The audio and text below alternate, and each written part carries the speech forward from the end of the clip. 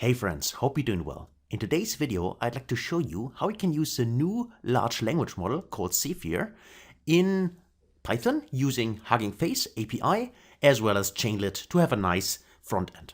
So let's get into that. At first, what we need for that is we need a few modules, so we import the modules first. And one thing which you need definitely is a Hugging Face API token. Because we're going to use the Inference API, that means that we do not download the whole large language model and run it locally. Instead, we just call the API, and we can do this for free. But as I said, we need to register at Hugging Face first. So having said that, let's get into it. At first, I want to import a few modules, and I will import the operating system module, and I will also import the .env module. So from .env, import load.env. And then I also want to import chainlit, because this will give us our nice front end with just a little amount of code. So that's the abbreviation. And then we also use from langchain. So from langchain.llms, I want to import LLMs, let me spell it correctly, LLMs, import, and now not OpenAI, but the Hugging Face hub. So actually Hugging Face hub. So for some reason, it does not really still pick it up for me. I don't know, maybe it's just because of the version I installed, but this will work. One thing I'd like to mention here is with newer langchain package, we cannot import Hugging Face hub directly anymore. We only can import it from LLMs. So from this submodule, I call it. So that's something to need to be aware of. Okay, so next I want from langchain dot, in this case, prompts. I want to import the prompt template, and then of course we can also import the chain. So from langchain, let's just see whether we need it or not, but let's import it. I always import it for whatever reason, but chains, I want to import the LLM chain. So the most basic chain there is actually. So far so good. Now I want to load the .env module, so to get my environment variables. And then next I want to get my token, so I call it a HFT, so for Hugging Face token is equal to, and then os.getEnv, and then I'm going to use Hugging Face, in this case, Hugging Face token. So that's, I think, what I named it. I will see whether this works or not.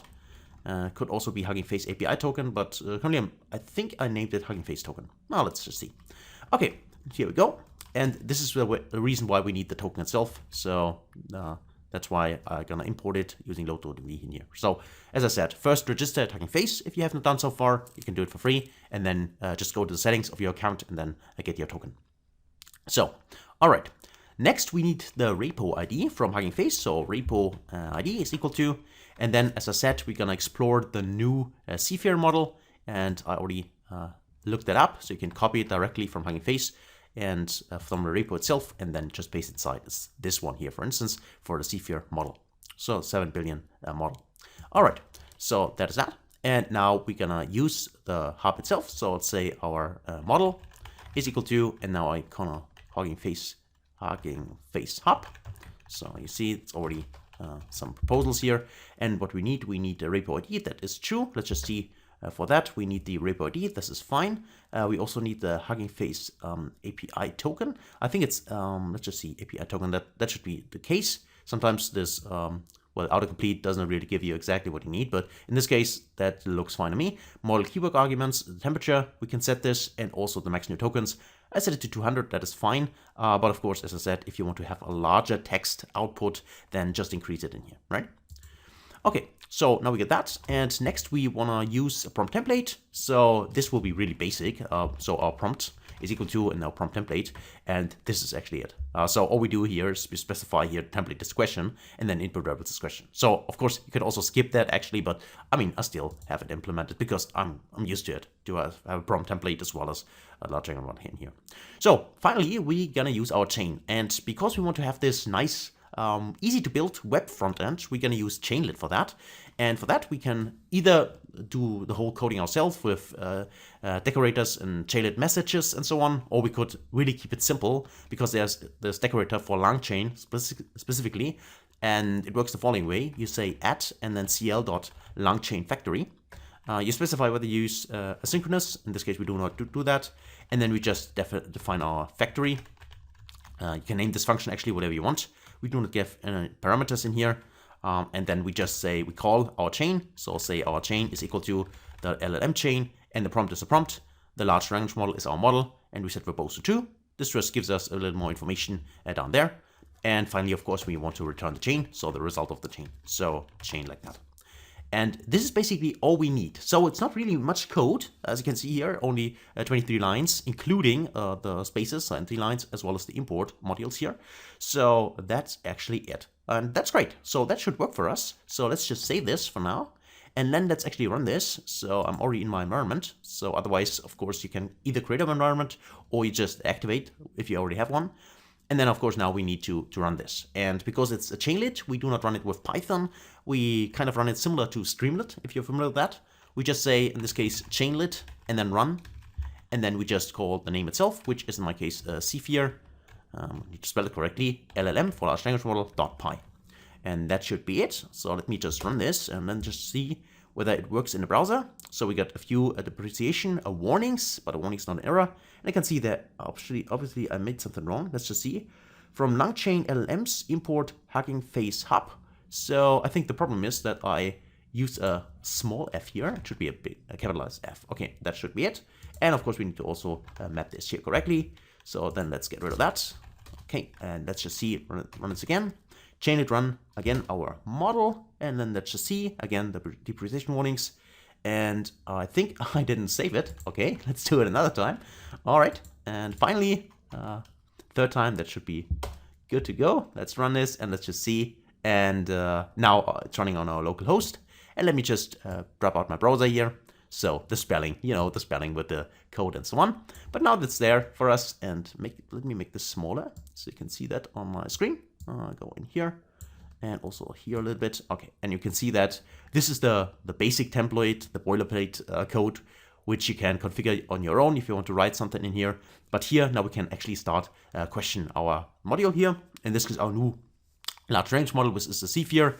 And now, for instance, explain explain Python decorators to, let's say, to a 5-year-old kid. Okay, like that, right? They explain like I'm 5. This example is the Eli 5. And let's just run this and see what we get. So now we're calling the API endpoint from Hugging Face using this brand new model. So this ZEPHYR model, and just see what the result gives us.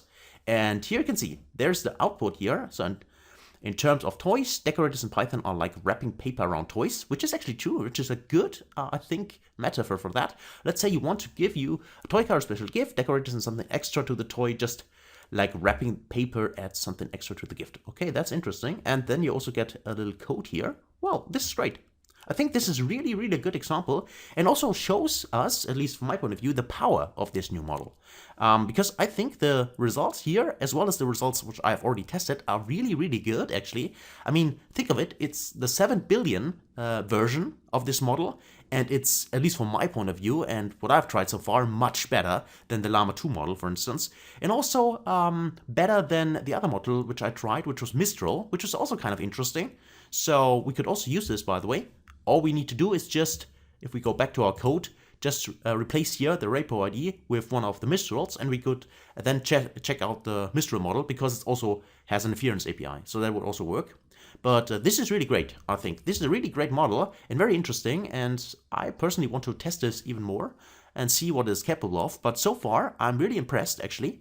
And as you can see, now you can test it on your own. So just import a few libraries, make sure you sign up with Hugging Face if you have not done so far, and then just write this code. As I see, it's really, really short, and you can also have this nice front end here with a chainlit, and then you can get started with asking it questions.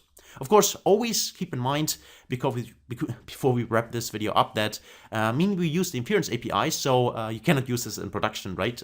Because you cannot send too many requests here, otherwise you probably get a timeout or anything like that. But use it for free and give this a try. Is absolutely amazing and quite easy to do, as you've seen. And now that's it for this video. Hopefully you enjoyed it. If so, please give this video a like. Also, please share it with anyone interested. And please, if you have not done so far and you want to see more, subscribe to the channel and click the bell icon so you get informed when I upload the next video. So that's it. Please take care. and hopefully see you in the next video. Until then, best guys.